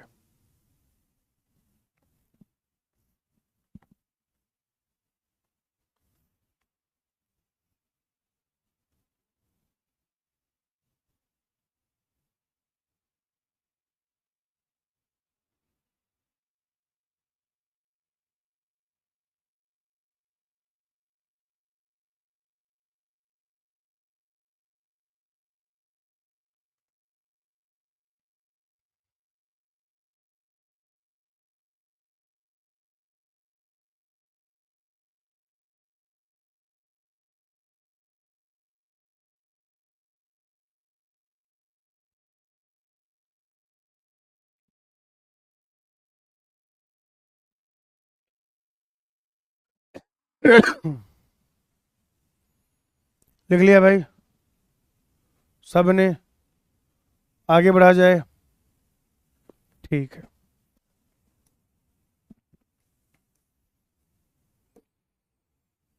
अब पढ़ेंगे कसाभी प्रोटोजोआ, या पहले पढ़ लेते हैं पश्माभी प्रोटोजोआ। पश्माभी प्रोटोजोआ। बच्चों जो पश्माभी प्रोटोजोआ है, देखो सीधे सीधे नाम से उसके क्लियर है। पश्माभी प्रोटोजोआ का मतलब क्या हो जाएगा बताओ? जोवो नहीं, जोवा। पश्माभी प्रोटोजोआ यानी कि फ्लैजिलेटेड प्रोटोजोआ।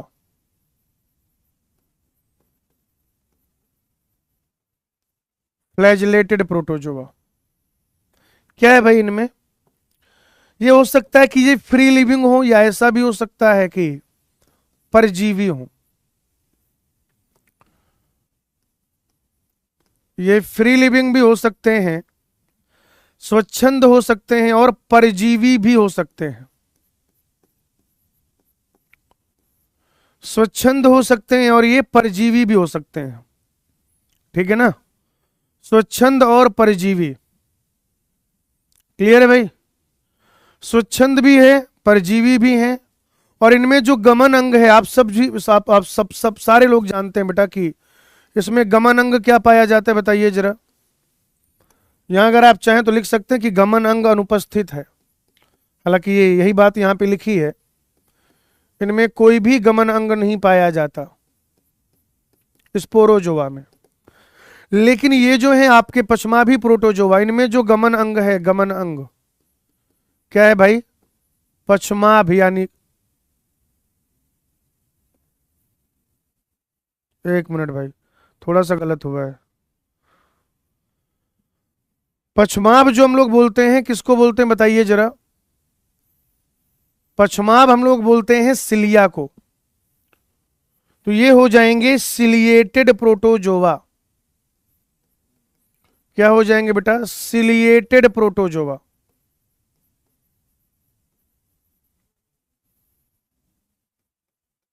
ठीक है ना? सिलिएटेड प्रोटोजोआ हो जाएंगे भाई।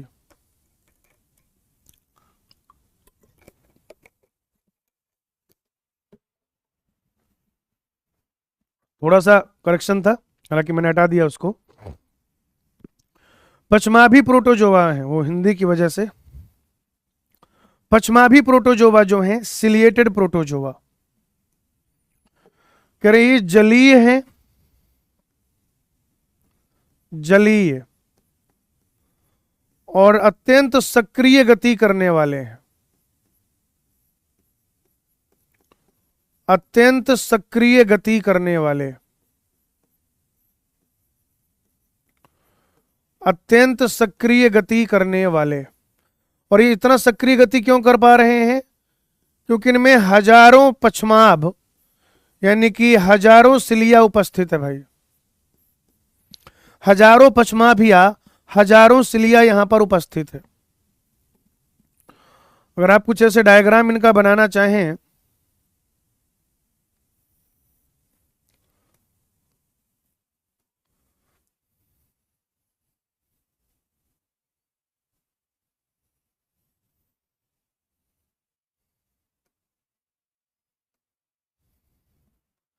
एक मिनट भाई।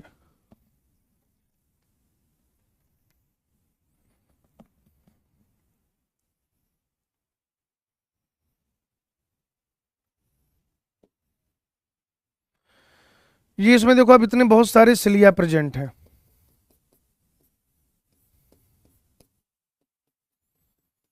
ये इसमें क्या है बेटा, बहुत सारे सिलिया प्रेजेंट हैं। ठीक है, इसमें एक तो पाया जाएगा ऐसे कॉन्ट्रेक्टाइल वेक्यूल। ये हो गया कॉन्ट्रेक्टाइल वेक्यूल।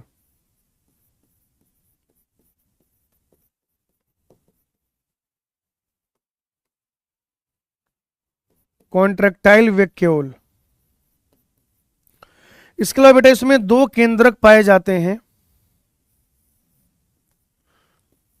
दो केंद्रक। और ये जो है ये गलेट है या ग्रसिका है, गलेट कह लीजिए आप इसको या ग्रसिका कह लीजिए। ठीक है, आप इसे गलट या ग्रसिका कह लीजिए। अच्छा, अब जब सिलिया का क्या होगा, कोऑर्डिनेटेड मूवमेंट होगा। जब सिलिया का क्या होगा बेटा, ऐसे कोऑर्डिनेटेड मूवमेंट होगा। तो वैसे जल जल की धारा के साथ साथ, जल की धारा के साथ साथ जो भोजन है वो भी अंदर जाता जाएगा। तो ये क्या हो गया, जल एवं भोजन। सफेद रंग से जो बना रखा है उसे जल समझ लीजिए, हरे रंग से जो बना रखा है उसको भोजन समझ लीजिए। तो जब ऐसे सिलिया का कोऑर्डिनेटेड मूवमेंट होगा तो ऐसे पानी अंदर आएगा, पानी अंदर आएगा। और जब पानी अंदर आएगा तो पानी के साथ साथ ही आप क्या देख रहे होंगे बेटा, पानी के साथ साथ ही यहां पर अंदर चला जाएगा। क्या अंदर चला जाएगा, तो आप लोग कहेंगे कि सर यहां पर अंदर चला जाएगा भोजन। दो केंद्रक है बेटा यहां पर, एक छुटकू वाला केंद्रक है, इसको कहते हैं लघु केंद्रक। लघु केंद्रक, माइक्रोन्यूक्लियस। और जो लघु केंद्रक है माइक्रोन्यूक्लियस, ये क्या करता है बेटा, ये लैंगिक कार्य देखता है, यानी जो रिप्रोडक्टिव कैरेक्टर हैं उनको नियंत्रित करता है। और ये है बेटा वृहद केंद्रक, मैक्रोन्यूक्लियस। ये क्या है बेटा, वृहद केंद्रक यानी कि मैक्रोन्यूक्लियस। बाकी के जो कार्य हैं, जो कायिक कार्य हैं, ये उनको नियंत्रित करता है। लैंगिक कार्यों के अतिरिक्त बाकी जो भी कार्य होते हैं, लैंगिक कार्यों के अतिरिक्त बाकी जो भी कार्य होते हैं उन सबको ये जो वृहद केंद्रक है वह नियंत्रित करता है। वृहद केंद्रक, वृहद केंद्रक बेटा उदाहरण के तौर पर आप लिख सकते हैं पैरामीशियम। उदाहरण के तौर पर आप क्या लिख सकते हैं दोस्त, पैरामीशियम लिख सकते हैं।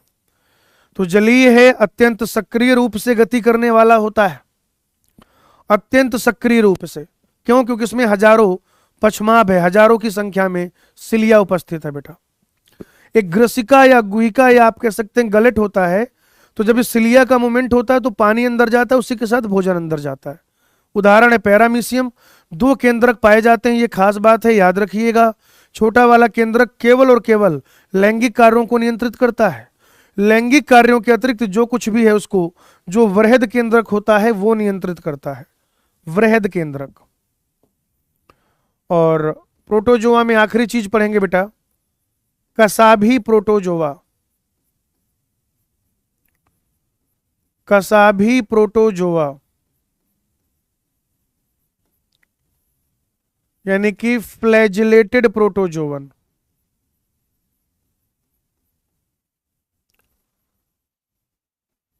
Flagellated protozoan, flagellated protozoan, flagellated protozoan, flagellated protozoan. ठीक है बेटा, फ्लैजिलेटेड प्रोटोजोवन। ये स्वच्छंद भी हो सकते हैं और परजीवी भी हो सकते हैं, यानी फ्री लिविंग भी हो सकते हैं और पैरासाइट भी हो सकते हैं। स्वच्छंद एवं परजीवी। और इनमें जो है कसाभ यानी कि फ्लैजला प्रेजेंट होता है भाई। इनका जो गमन अंग है वो क्या है, फ्लैजला है। इनमें कसाभ उपस्थित होता है। ट्रिपेनोसोमा की अगर आप बात करें, ट्रिपेनोसोमा इसका उदाहरण है, ट्रिपेनोसोमा।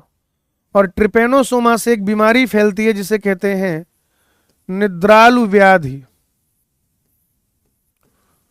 निद्रालु व्याधि अर्थात स्लीपिंग सिकनेस। ज्वाइंट वगैरह में पेन रहता है, ज्वाइंट जो है ना, ज्वाइंट वाइंट में पेन रहता है। थोड़ा सा इंसान को ऐसा लगता है ना, थका थका, थकान ज्यादा महसूस होती है, ऊर्जा कम महसूस होती है, तो स्लीपिंग सिकनेस कहते हैं इसे। It is all about flagellated protozoa, it is all about protozoa, it is all about protista. Protista के बारे में हमें जो कुछ भी पढ़ना था वो कंप्लीट हो गया है बेटा। अब हम इसके बाद पढ़ेंगे फंजाई के बारे में। देखो यहां पर सब कुछ,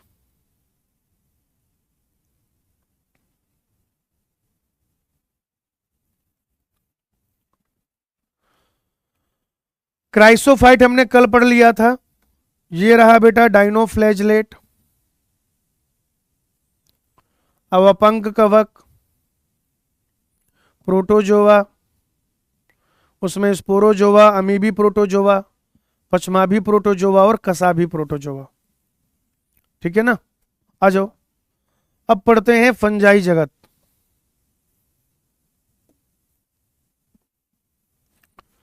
जगत फंजाई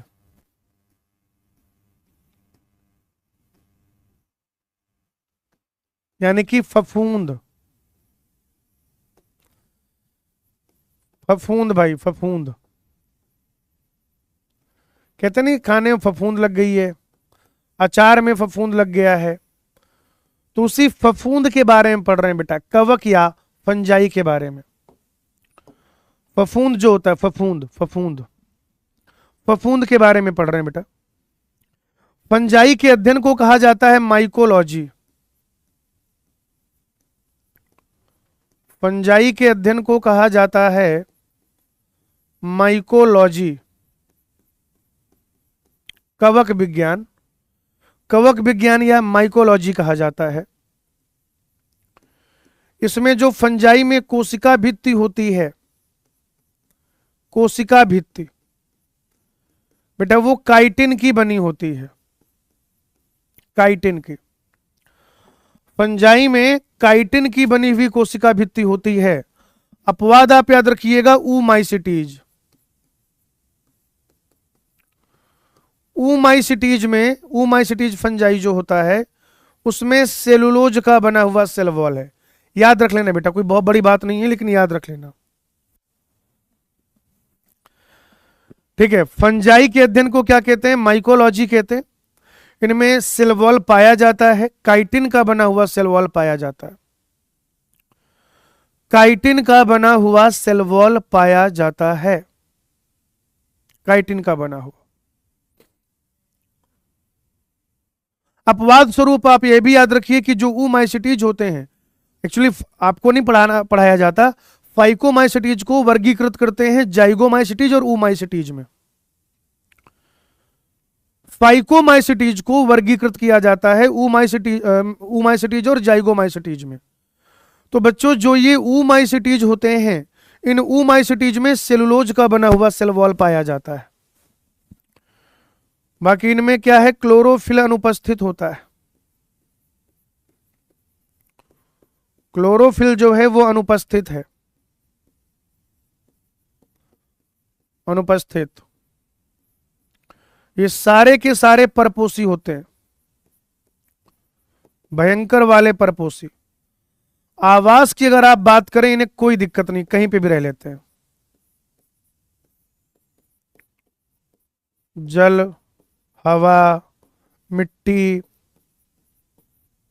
गोबर, लकड़ी, पादप, जंतु, सींग, नाखून, सड़े फल,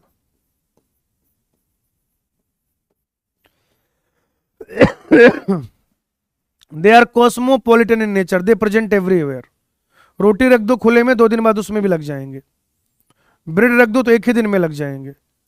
आप देखो अचार वचार बनता है, अचार, तो जब अचार बनता है खास तौर से आप देखो, अचार को थोड़ा खुला छोड़ दो, या कभी भी आप देखिए जब भी मम्मी लोग अचार की बरनी से अचार निकालती हैं, हाथ को धोकर प्रॉपर उसको हाथ को पोंछ कर सूखे हाथ से फिर अचार निकालती हैं, चम्मच से निकालती हैं, सूखे चम्मच से। क्यों?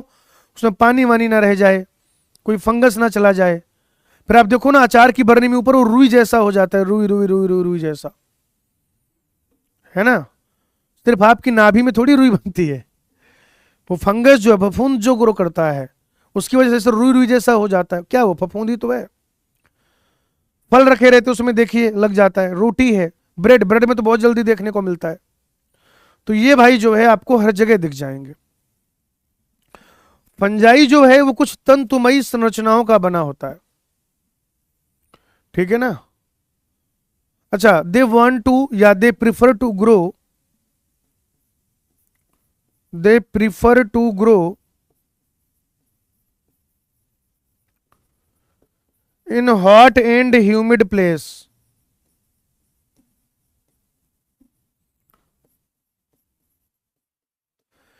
ठीक है ना। वो एक गाना आया था, बेबी को बेस पसंद है, इनको बेस नहीं, इनको गर्मी पसंद है और नमी पसंद है। कभी कभी क्या होता है, जैसे आपके हाथ में खुजली हो गई, अब आप पहले क्या करते हो, ऐसे ऐसे खुजलाते हो स्टेप बाय स्टेप, तो उसमें क्या होता है कि कुछ तो रैसेज जैसा, फ्लूइड जैसा भी कभी कभी होता है। नहीं होता तो जब आप ऐसे करोगे, एक हीट, अभी देखो ऐसे है, इसका टेम्परेचर देखो, और इसको 3-4 बार ऐसे ऐसे करो, टेम्परेचर थोड़ा सा रेज हुआ। फंजाई को और मजा आया,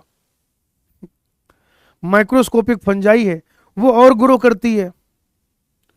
तो फिर तुम थोड़ा और ऐसे करते हो, फिर बेटा वो और ग्रो करती है, फिर देखते हो तुम हथियार कहाँ मिलेगा, किस उंगली में नेल्स जो है, नाखून सबसे बड़े हैं, इसमें मान लो, फिर तुम ऐसे लगते हो, है ना। थोड़ा सा ऐसा लगता है लिक्विड सा, थोड़ा सा ब्लड ब्लड सा हो रखा है, तो उन्हें नमी भी मिली, और गर्म तो तुम इन्हें कर ही रहे हो, तो किधर पूरा लाल हुआ जा रहा है। फिर तुम्हारा मन करता है लेके खुरपा बजो इसमें, फील तो यही आता है भाई, समझो। तो ये क्या है, हॉट और ह्यूमिड प्लेस में जो है बहुत ज्यादा ग्रो होते हैं। और चूंकि एक चीज आप याद रखिएगा, मैं आपको पढ़ाऊंगा 12th के सिलेबस में, ये हॉट और ह्यूमिड प्लेस में बढ़िया ग्रो होते हैं। इसीलिए अगर गर्म और आर्द्र वातावरण है तो अपघटन की दर भी तीव्र होती है। याद करो भाई, अपघटन की दर भी तीव्र होती है फिर हॉट और ह्यूमिड प्लेस में, ठीक है जी। अब फंजाई का जो शरीर है वो किसका बना होता है? फंजाई आप देखें अगर, तो वो तंतुमयी संरचना का बना होता है। फंजाई किसका बना होता है बेटा? फंजाई बना होता है तंतुमयी संरचना का, और इस तंतुमयी संरचना को हाइफा कहते हैं, हाइफा।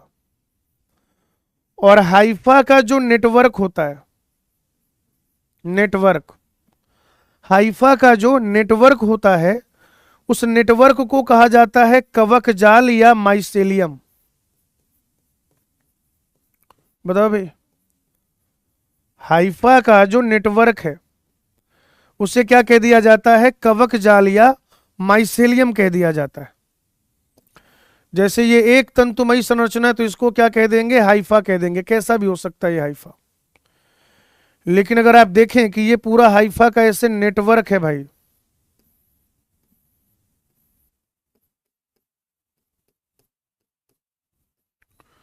ये इस तरीके से क्या है भाई जी, हाइफा का नेटवर्क है। तो इस नेटवर्क को फिर क्या कह दिया जाएगा? माइसेलियम कह दिया जाएगा, या हिंदी में इसे कवक जाल कह देते हैं। क्या कह दिया जाएगा बच्चों? इसे माइसेलियम या के फिर कवक जाल कह दिया जाएगा। हाइफा एक नेटवर्क और माइसेलियम नेटवर्क। हाइफा एक तंतुमयी संरचना, हाइफा क्या एक तंतुमयी संरचना है बेटा, हाइफा एक तंतुमयी संरचना है, और उस तंतुमयी संरचना का जो जाल है, नेटवर्क है, उसे कवक जाल या माइसेलियम कहते हैं। अब ये माइसेलियम जो है ना, ये 2 प्रकार का होता है। एक होता है संकोशिक एवं बहुकेंद्रकीय। संकोशिक एवं बहुकेंद्रीय।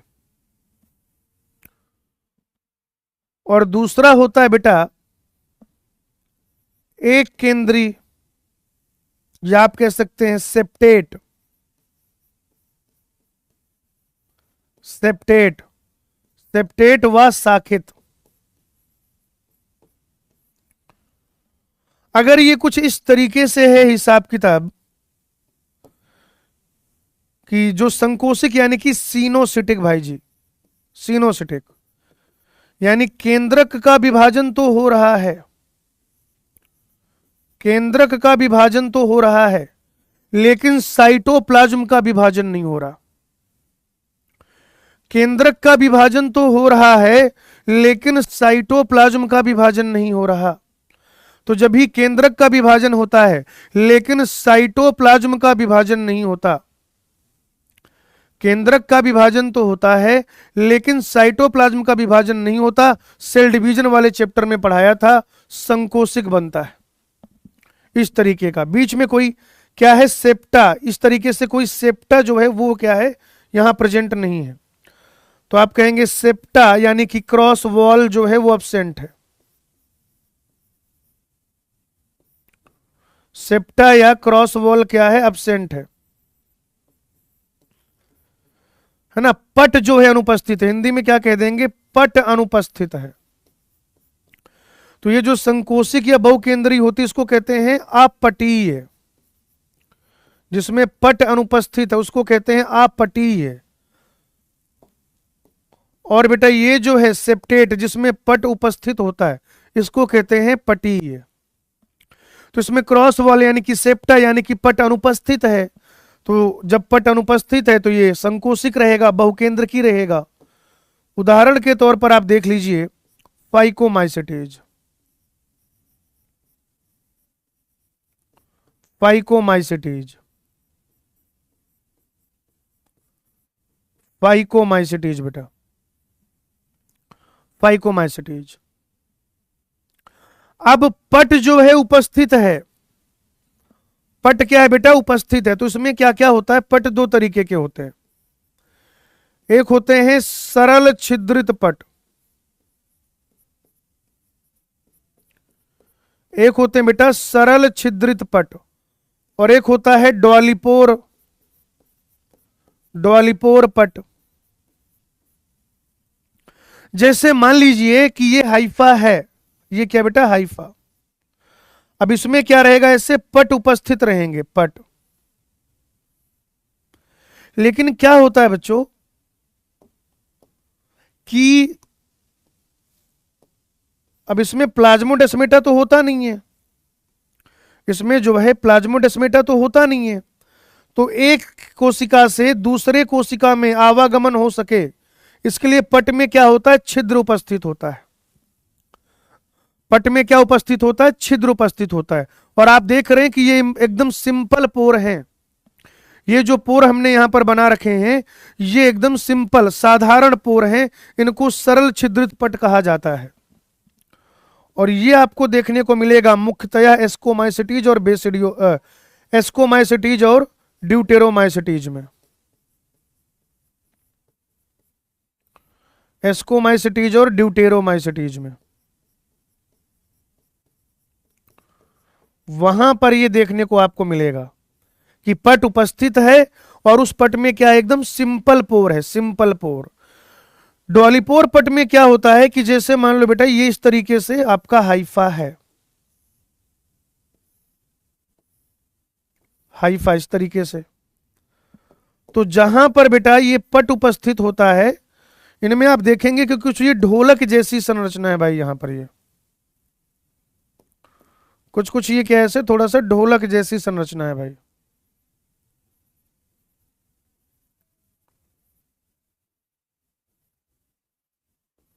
तो इनको कहा जाता है डॉलीपोर पट। और बच्चों डॉलीपोर पट पाया जाता है बेसिडियोमाइसिटीज में।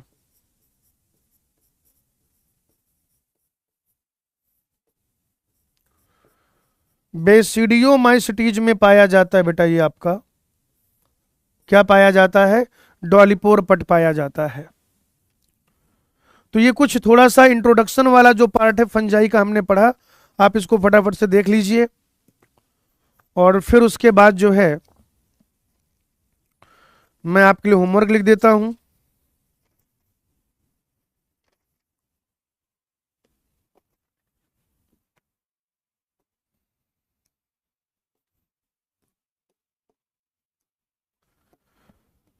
बेटा एक्सरसाइज 1 48 से 75, एक्सरसाइज 1 48 से 75, ठीक है।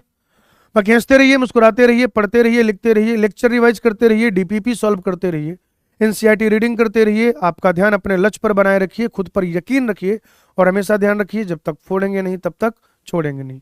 आज की कथा यहीं तक, आगे I will take it on next class. Thank you, धन्यवाद।